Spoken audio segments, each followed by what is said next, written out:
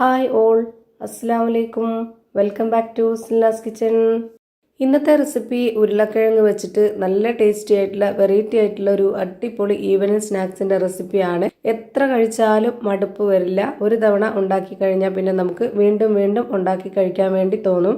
ഇത് ഉണ്ടാക്കിയെടുക്കാനാണെന്നുണ്ടെങ്കിലും നല്ല സിമ്പിളാണ്. അതുപോലെ തന്നെ നല്ല ക്രിസ്പി ആയിട്ടുള്ള ഒരു ഐറ്റമാണ്. ഇത് എത്രത്തോളം ക്രിസ്പി ആണെന്നുള്ളത് ഞാനിപ്പോൾ കാണിച്ചു തരാം. പുറം ഭാഗം നല്ല ക്രിസ്പിയും അകം നല്ല സോഫ്റ്റ് ആയിട്ടിരിക്കുന്ന ഒരു അടിപൊളി ഐറ്റമാണ്. അപ്പോൾ ഇതെങ്ങനെയാണ് തയ്യാറാക്കുന്നതെന്ന് അറിയാനായിട്ട് വീഡിയോ സ്കിപ്പ് ചെയ്യാതെ മുഴുവനായിട്ടൊന്ന് കണ്ടു നോക്കണേ. റെസിപ്പിയിലോട്ട് കിടക്കുന്നതിന് മുമ്പായി സിൽനാസ് കിച്ചൺ ചാനൽ ആദ്യമായിട്ട് കാണുന്നവരാണെങ്കിൽ പ്ലീസ് ഒന്ന് സബ്സ്ക്രൈബ് ചെയ്തേക്കണേ. ഒപ്പം തന്നെ ഈ വീഡിയോസ് നിങ്ങൾക്ക് ഇഷ്ടപ്പെടുകയാണെങ്കിൽ ഒരു ലൈക്ക് ചെയ്ത് ഷെയർ ചെയ്ത് സപ്പോർട്ട് ചെയ്യാനും മറക്കരുത്. ഇനി നമുക്ക് ഇതെങ്ങനെയാണ് തയ്യാറാക്കുന്നതെന്ന് നോക്കാം. ഇതിനായി ആദ്യം തന്നെ ഒരു മീഡിയം സൈസിലുള്ള 2 ഉരുളക്കിഴങ്ങ് തൊലിയെല്ലാം കളഞ്ഞതിന് ശേഷം ഇതേപോലെ ചെറുതായിട്ട് കട്ട് ചെയ്തെടുത്തിട്ട് ഒരു ചെറിയ മിക്സിയുടെ ജാറിലേക്ക് ഇട്ട് കൊടുത്തിട്ടുണ്ട്. ഇനി ഇതിലേക്ക് ഒരു സവാളയുടെ ചെറിയൊരു ഭാഗം കട്ട് ചെയ്തിട്ട് ഇതേപോലെ എടുത്ത് അതും ഇട്ട് കൊടുത്തിട്ടുണ്ട്. ഇനി ഇതിലേക്ക് 1/2 കപ്പ് അളവിൽ വെള്ളം ഒഴിച്ചു കൊടുത്തിട്ട് ഇത് നന്നായിട്ടൊന്ന് അരച്ചെടുക്കാം.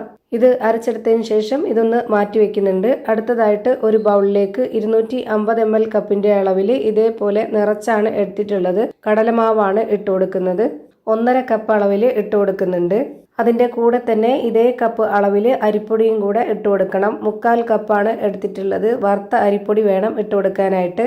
ഞാനിപ്പോൾ ഇവിടെ ഈ ഒരു 250 ml കപ്പിന്റെ അളവിൽ തന്നെ 1/4 കപ്പ് അരിപ്പൊടിയും കൂടെ ഇട്ട് കൊടുത്തിട്ടുണ്ട്. ഇനി ഇതിലേക്ക് വെള്ള എള്ളോ കറുത്ത എള്ളോ ഏത് വേണമെങ്കിലും ഇട്ട് കൊടുക്കാവുന്നതാണ്. ഞാനിവിടെ 1 ടേബിൾ സ്പൂൺ അളവിൽ കറുത്ത എള്ളാണ് ഇട്ട് കൊടുക്കുന്നത്. ഇനി ഒരു നുള്ള് ചെറിയ ജീരകവും വലിയ ജീരകവും ഇട്ട് കൊടുക്കുന്നുണ്ട്. ഇത് പൊടി ഉണ്ടെന്നുണ്ടെങ്കിൽ അത് ഇട്ട് കൊടുക്കാം, അല്ലാന്നുണ്ടെങ്കിൽ ഇതുപോലെ മുഴുവനെ ഇട്ട് കൊടുക്കാം. ഇനി ഇതുപോലെ ചെറിയൊരു സ്പൂൺ അളവിൽ 1 സ്പൂൺ മുളക് പൊടി ഇട്ട് കൊടുത്തു. ഒരു 1/4 സ്പൂൺ അളവിൽ മഞ്ഞൾപ്പൊടി, ഒരു നുള്ള് ഗരം മസാലപ്പൊടി, ഇനി ആവശ്യത്തിനുള്ള ഉപ്പ്. എരിവൊക്കെ ഓരോരുത്തരുടെ ഇഷ്ടത്തിനനുസരിച്ച് കൂട്ടിയും കുറച്ചൊക്കെ ചേർത്ത് കൊടുക്കാവുന്നതാണ്. ഇനി ഇതിലേക്ക് വെളുത്തുള്ളി ഇഞ്ചി ചതച്ചതാണ് ഇട്ട് കൊടുക്കുന്നത്. അതിൻ്റെ കൂടെ തന്നെ കുരുമുളകും കൂടെ ഒന്നിച്ച് ചതച്ച് നേരത്തെ തന്നെ വെച്ചിരുന്നതാണ്. അതുകൊണ്ടാണ് ഈ ഒരു കളറ്. അത് ഞാനിവിടെ 1/2 സ്പൂൺ അളവിൽ ഇട്ട് കൊടുത്തിട്ടുണ്ട്. അതിൻ്റെ കൂടെ തന്നെ ഒരു 2 പച്ചമുളക് കട്ട് ചെയ്തതും കുറച്ച് കറിവേപ്പിലയും മല്ലിയിലയും ഇട്ട് കൊടുത്തിട്ടുണ്ട്. ഇനി നമ്മൾ നേരത്തെ അരച്ച് വെച്ചിരുന്ന ആ ഒരു കിഴങ്ങിൻ്റെ മിക്സ് ഇതിലേക്ക് മുഴുവനായിട്ടും ഒഴിച്ചു കൊടുക്കുന്നതാണ്. ഇനി ഇതെല്ലാം കൂടി നന്നായിട്ടൊന്ന് യോജിപ്പിച്ചെടുക്കാം. ഇതിലേക്ക് ഇനി വെള്ളം ആവശ്യമുണ്ടോ എന്നുള്ളത് നമുക്ക് നോക്കിയിട്ട് ഒഴിച്ചു കൊടുക്കാവുന്നതാണ്. ഇതിപ്പോൾ യോജിപ്പിച്ചുകൊണ്ടിരിക്കുമ്പോൾ തന്നെ നമുക്ക് അറിയാൻ പറ്റും കുറച്ചുകൂടെ ഒന്ന് ലൂസായിട്ടിരിക്കണം ഈ മാവ്. ഇപ്പോൾ കുറച്ച് ടൈറ്റ് ആയിട്ടാണ് ഇരിക്കുന്നത്. അപ്പോൾ ഇതിലേക്ക് കുറച്ച് വെള്ളം ഒഴിച്ചു കൊടുക്കാം. ഞാനിവിടെ മെഷർമെൻറ്റ് കപ്പിൻ്റെ 1/4 കപ്പിന് അതിൻ്റെ പകുതിയായിട്ട് വെള്ളം എടുത്ത് ഒഴിച്ചു കൊടുത്തിട്ടുണ്ട്. ഇത്രയും മതി. ഇനി ഒന്നിത് യോജിപ്പിച്ചെടുക്കുമ്പോഴത്തേക്ക് നമുക്കിത് കറക്റ്റ് പരുവത്തിന് കിട്ടിയിട്ടുണ്ട്. ഇത്രയും മതി. ഇനി നമ്മുടെ കൈ വെള്ളത്തിലൊന്ന് മുക്കിയെടുക്കുകയോ അല്ലാന്നുണ്ടെങ്കിൽ കയ്യിൽ കുറച്ച് ഓയിൽ ഒന്ന് സ്പ്രെഡ് ചെയ്യുകയോ ചെയ്തതിന് ശേഷം ഇതിൽ നിന്ന് കുറച്ച് മാവ് എടുത്തിട്ട് ഇതാ ഈ ഒരു ഷേപ്പിൽ റെഡിയാക്കി എടുക്കാം. അതല്ലാന്നുണ്ടെങ്കിൽ മാവ് നുള്ളിയിട്ട് അങ്ങ് എണ്ണയിലേക്ക് ഇട്ട് കൊടുത്താലും മതി. ഞാനിപ്പോൾ ഇതാ ഇതുപോലെയാണ് ചെയ്തിട്ടെടുക്കുന്നത്. ഭയങ്കര സിമ്പിളാണ്.